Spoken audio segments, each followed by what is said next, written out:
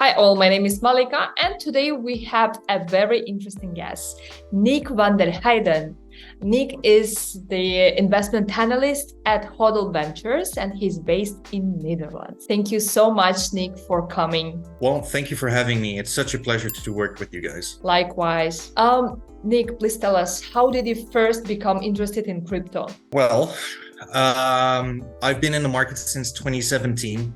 Started out gambling in this huge market, which basically speaks to the imagination of people, right? At first, it was very much about like payment solutions, etc., etc. Gambled a bunch, won a bunch, lost a bunch, kept on going, kept on investing in my skill, which is technical analysis first. And apart from that, I just love this space, to be quite upfront with you. I love the people. We're all about transparency. We're all about human innovation and adaptability. And I think in that sense, crypto is the place to go to in that sense. Absolutely. Totally agree. Thank you. And what do you think? What are the most promising areas within Web3 that you believe deserve this attention? Sure. I think like that's a really tough question, right? So like it begins with like, what is your thesis? Like, what is your own belief system? Because like fact is, nobody knows what's going to happen in the future, right? It's more so about like things happen, narratives arise, and how do you basically progress from that? Personally, I really like projects, protocols, whatever new influences are going to bring more heads into the space. So you want to aim at solutions which actually solve somewhat of a problem. I am a lot more bullish on whatever is going to bring more heads into the space. Let's say gaming infrastructure, for example. There's a need for gaming within blockchain. There's also a need for a kind of a vehicle to streamline those kind of things. And basically like the best investments are those solutions which kind of bring us closer to that endpoint.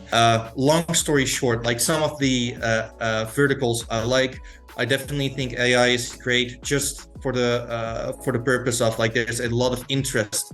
So that means a lot of research and development goes to AI, and it somewhat solves a problem to where it makes our lives easier. The big question is, how are you gonna implement blockchain to that? And definitely like, is it needed? I like engagement with communities, as broad as that might be, and I'm definitely open to like any new vertical. Let me give you a example, right? I don't think anyone really saw NFTs coming from a few miles away, right? It basically, boom, it was just there. I think it's super important to be flexible and be open-minded in that sense. So we're always looking for like the next NFT vertical in whatever form it will be. Yeah, thank you so much. And what excites you more about Web3? Can you specify that question?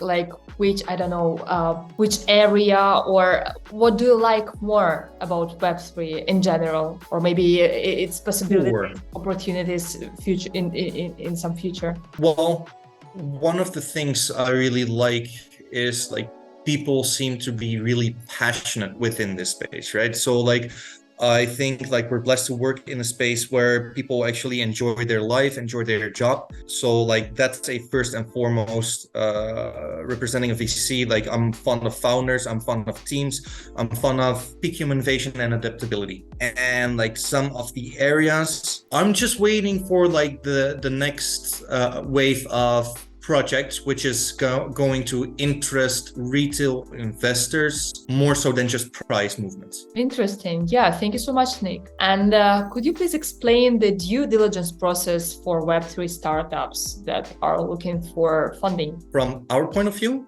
or from their point of view? From your point of view, people Sure. who give money, yeah. Okay, sure. So like first off, what is important, right? You want to make sure that you're surrounded by the right people, because essentially it's all about like the deal flow channels, right? There's a reason why like the best projects out there about to go live are within certain ecosystem, right? If they're good enough, then they're good enough to be shared by those ecosystem, and they'll find a way to reach to those ecosystems. So first off, be in the right deal flow channels. Secondly, like from us, from our perspective speaking, we have 3 stages. First off is the quick scan stage, where we basically just go through a project in a mild fashion. We basically scout, like, are there any red flags? Is the project somewhat interesting to us? If it would pass that stage, we go to a research stage, which is quite long and quite extensive, where we actually basically do due diligence on all facets. It's also done by several people. So we basically take away the fact that or we try to eliminate the fact of subjectivity as much as possible. And last but not least is the research stage, the investment decision stage, where we basically come together with both ventures and trading to basically discuss, like, is this investment worthwhile? Just to give you a grasp, we only invest in about like 1 to 1.5% of all the leads we see. Yeah, that's a tough business. Yeah. And could you please give me like top 3 your personal criteria for a project to have, so you would invest in? I can. First of all, like, I think what is, if not like the most important, is that you need to have like your tech in-house. I believe you need to have like the knowledge in-house, and with that comes an amazing team. So team knowledge, that should be like 1. Well, like the problem you're offering a solution to should be a certified number 2, in no particular order. And last but not least, I guess also the deal, right? So let's say if you're getting, let's say you don't need to break the internet every time with any investment out there. If the deal presented is so good you kind of cannot resist, that's good enough as well. So somewhat of a mix with those 3. Okay, thank you. And how do you determine the long-term viability of a Web3 project, especially given the nascent and rapidly evolving nature of the space? That's a good one. I mean, like, that kind of also brings me to like my first point, right? So like, it starts up with your thesis. Are you bullish on this space? Yes or no, and why? Personally speaking, I am a hardcore crypto bull. I truly believe in this space. So like, kind of eliminates the whole point, like, am I bullish on crypto in general? Right, so like you have to start with that one. Now, considering you are bullish within the space, you may want to make sure you're investing in the right verticals and the right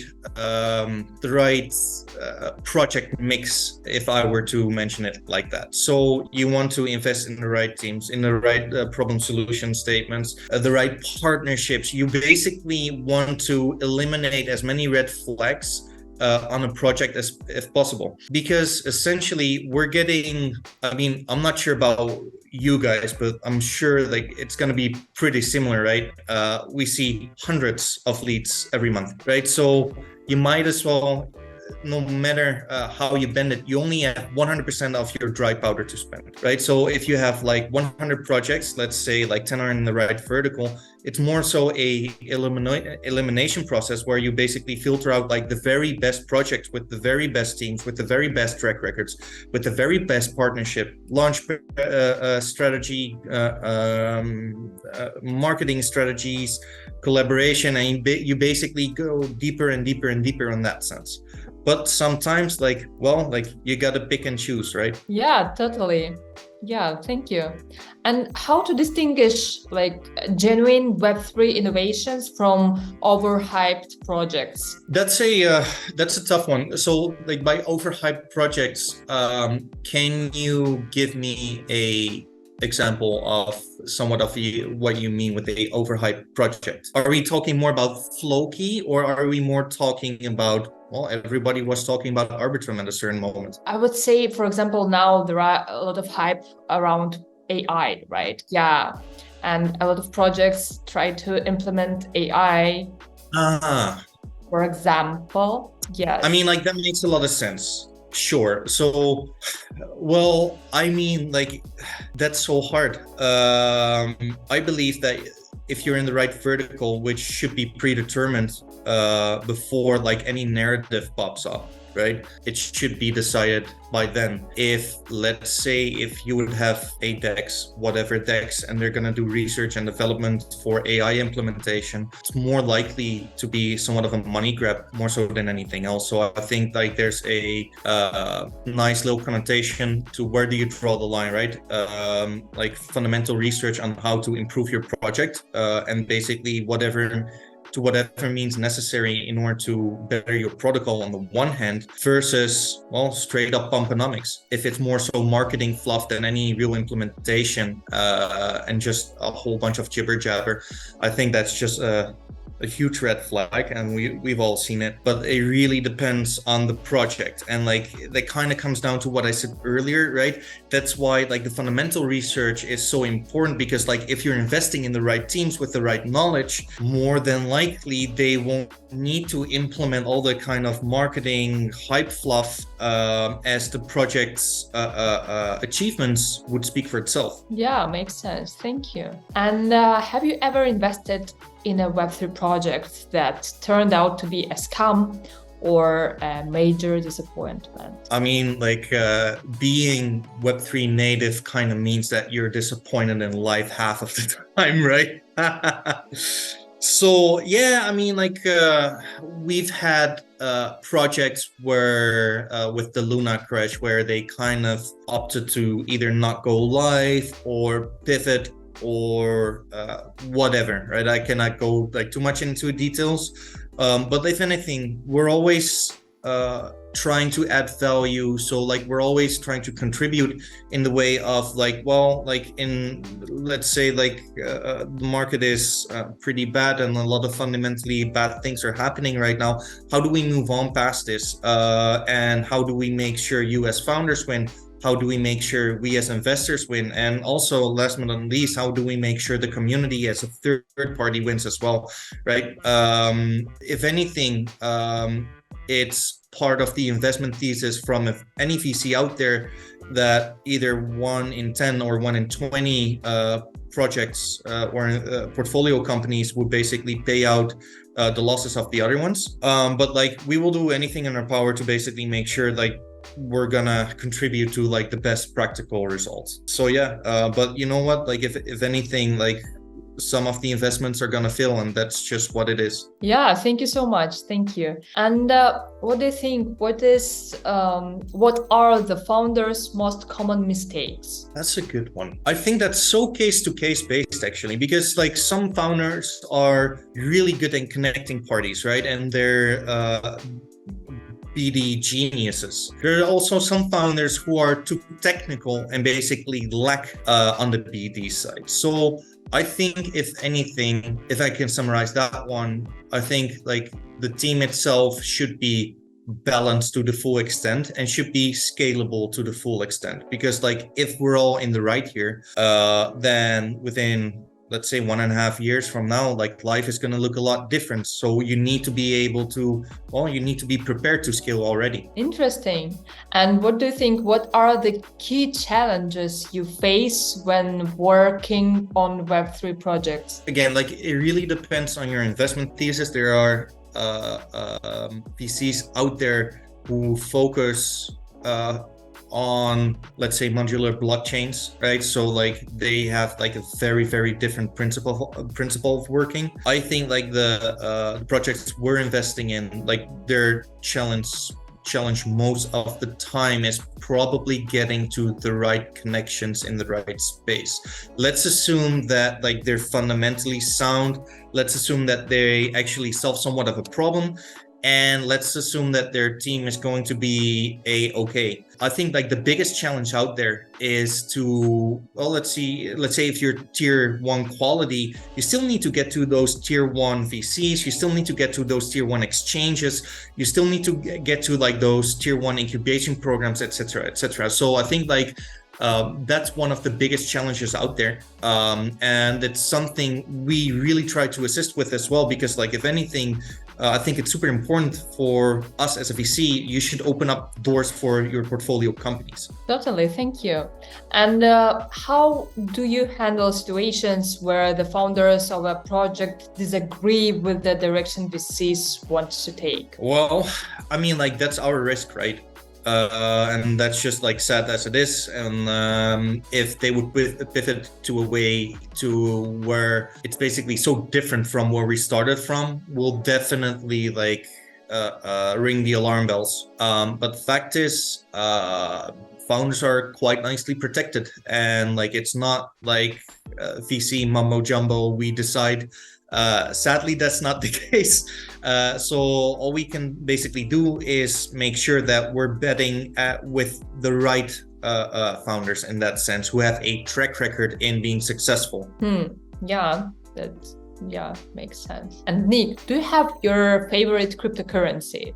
And if so, why? I like to trade things, right? So whether I trade oil, which I don't, whether I trade stocks, which I don't, I just like to think cohesively. And I think like there's a great value in taking profits. To be honest, right? So like I'm not a gambler. I try to minimize gambling as much as possible. So I don't think like there's one crypto which will vastly outperform the rest, and like I'm sure that I'll be proven wrong here, and I'm sure that in hindsight it will be like one of the more obvious plays for this cycle, right? Whether we like it or not, I think if you look at the facts and if you look at the price action, I think like the AI narrative kind of speaks for itself. The problem I personally have with AI narrative is like, is blockchain really needed? But if implemented correctly, I definitely like the AI narrative because like they've proven to perform better right now. Okay, yeah, thanks. And what advice do you have for someone who is new in the world of crypto? From what perspective? Being a founder, being an investor, being an enthusiast? I don't know, like a person who wants to know more about crypto and to earn some money. Well, like first and foremost, do your own research. And if you're not really good at research, you're probably pretty good off with investing with the fund, and not to basically be tooting my own horn here, but like I'm very much of a realist, right? So I think whenever you're taking risk, and the risk in crypto can be absolutely devastating, I think one should be very wary of the risks they're playing with, and probably start sooner the better. By the time it hits the news, then more than likely you'll probably be exit liquidity sometime soon, right? So probably start earlier, do your own research, don't be greedy on educating yourself, if anything. Yeah, thank you so much. And an advice for founders looking for fundraising. Okay, that's a good one. I think like there's several ones. I think you need to basically know your stuff more than anything. So I think you need to know the ins and outs of the market. I think you need to know the ins and out of yourself and your team. Basically from the analyst perspective, I think it's really important to be as objective as possible when looking at your own startup, and basically without any emotions be like, hey, like what are the things I need to improve upon? I think the tokenomics should absolutely make sense, because like we've all seen how devastating like toxic tokenomics can be in general, right? Like they before like last cycle, I was not even aware that you can pretty much go minus 99% over and over and over and over because of these horrible tokenomics.